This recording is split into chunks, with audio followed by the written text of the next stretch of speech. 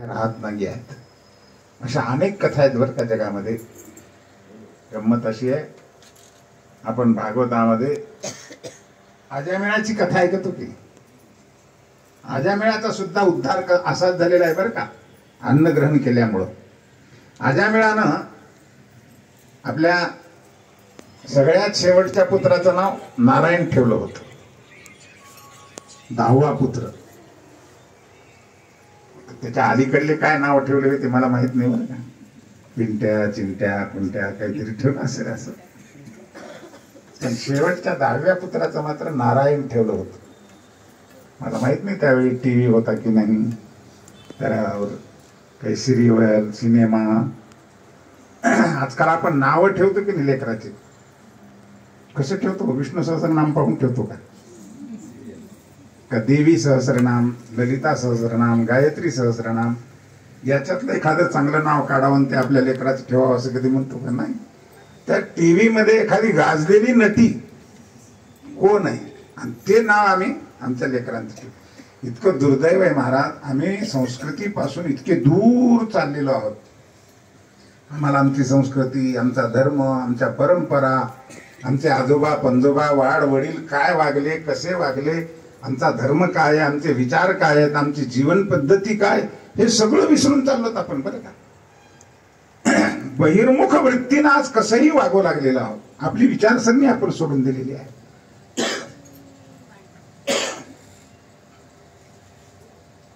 आता जास्त लांबवत नाही, पण व्यवहारामध्ये जर पाहिलं ना, काही छोट्या लेकराला विचारलं, मुलीला असो मुलाला असो, नावं विचारले ना, ते सगळे नट आणि नट्याचीच महाराज असते.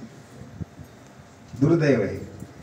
पण मला मात्र निश्चित असं वाटतंय की तुम्ही सगळ्यांनी आपल्या घरामध्ये जन्मलेली जी लेकरं आहेत, स्वतःचे मुलं मुली नातू नाती, हे सगळ्यांची नावं मात्र देवाची किंवा संतांचीच असतील बरं का.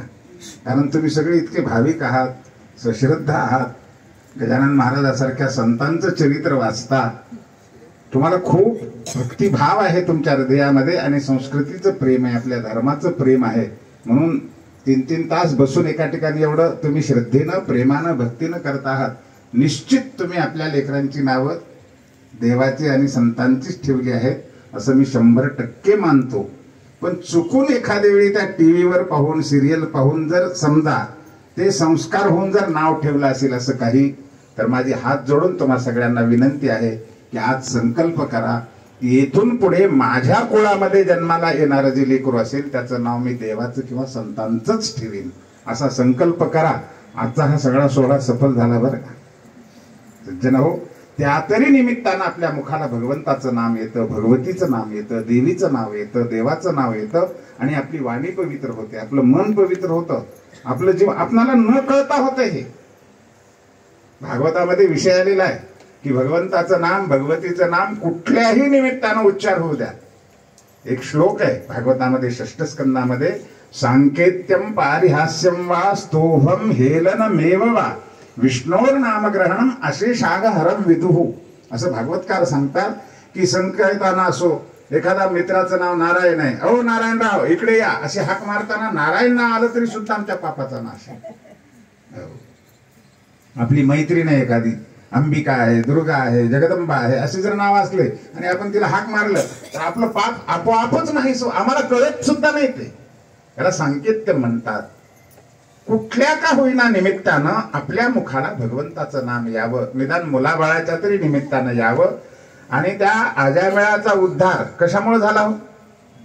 मरताना त्याला लेकराची आठवण आली, कारण ते फार लाडकं होतं म्हणे, शेंडेफळ होतं आणि दूर खेळत होतं. ते मोठ्यांदा बालो नारायणा वये, मोठ्यांदा आरोळी दिली ते नारायणा म्हणून.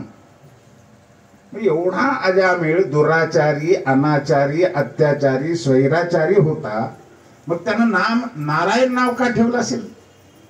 आमच्यासारखंच ठेवायचं, राहू केतू काहीतरी पिंट्या पिंट्या. आता काय नाव विचित्र निघाली. एकदा अकोल्याला मी भागवत कथेला गेलो होतो बरं का. म्हणजे काहीतरी खोटं बोलतो इथे व्यासपीठावर बसून असं नाही बरं का, घडलेली घटना सांगतो.